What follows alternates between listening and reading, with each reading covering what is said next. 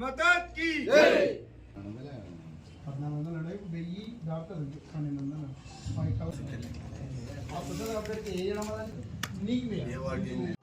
నమస్కారం. జోగులాంబ గద్వాల జిల్లా ఐజ పట్టణం ప్రజలందరికీ తెలియజేయడమేమనగా రాబోయే మున్సిపల్ ఎన్నికల్లో భారతీయ జనతా పార్టీ అభ్యర్థులను మీరు గెలిపిస్తే మన ప్రియతమ నేత డికే అరుణమ్మ గారు స్పష్టంగా హామీ ఇచ్చారు.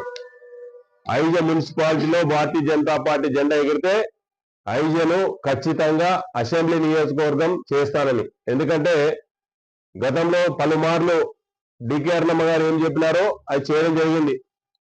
మీ అందరికీ తెలుసు. నెట్టంపాడు ప్రాజెక్టు కానీ జోగులాంబ గద్వాల జిల్లా కానీ ఏదైతే హామీ ఇచ్చిందో ఆ హామీలన్నీ నెరవేర్చడం జరిగింది. ప్రప్రథమంగా ఐజలో ఈ యొక్క నియోజకవర్గంతో పాటు 40 ప్రధానంగా మీ ముందుంచుతున్నాం. ఈ 40కి సంబంధించినటువంటి హామీలు ఇస్తున్నాం. ఏవైతే ఒకటి ఐజల్ నియోజకవర్గం, అదేవిధంగా కొత్తకోట, అదే గద్వాల్, ఐజ, మంత్రాలయం మీదుగా పెద్ద జాతీయ రహదారి వస్తుంది. దానికి కూడా డికే అరుణమ్మ గారు స్పష్టంగా హామీ ఇచ్చింది.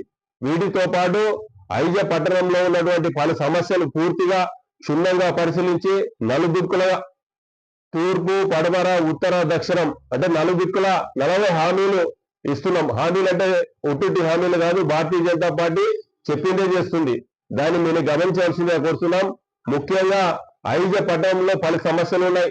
దశాబ్దాలుగా పెండింగ్ ఉన్నటువంటి సమస్యలన్నీ పూర్తి చేస్తాం. ఈ యొక్క 5 సమస్యలు పూర్తి చేయాలంటే కేవలం భారతీయ జనతా పార్టీ వల్లనే. అదేవిధంగా కేంద్రంలో భారతీయ జనతా పార్టీ ప్రభుత్వం ఉంది.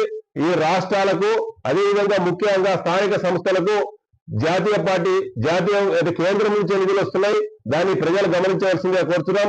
రాష్ట్ర ప్రభుత్వాలు గతంలో బీఆర్ఎస్ కానీ కాంగ్రెస్ పార్టీకి ఉన్నటువంటి కాంగ్రెస్ పార్టీ కేవలం 10% నీళ్లు కూడా ఇచ్చే పరిస్థితి లేదు. గ్రామాలు కానీ పట్టణాలు అభివృద్ధి చెందుతున్నాయంటే కేంద్రం నుంచే. దాన్ని గమనించవలసిందిగా కోరుతున్నాం.